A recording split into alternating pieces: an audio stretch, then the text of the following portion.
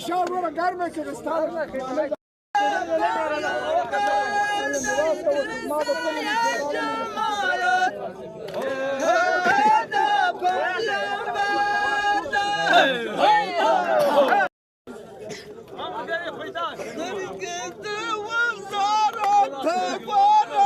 Lass mich nicht unterlassen. Hey, was da hat mir?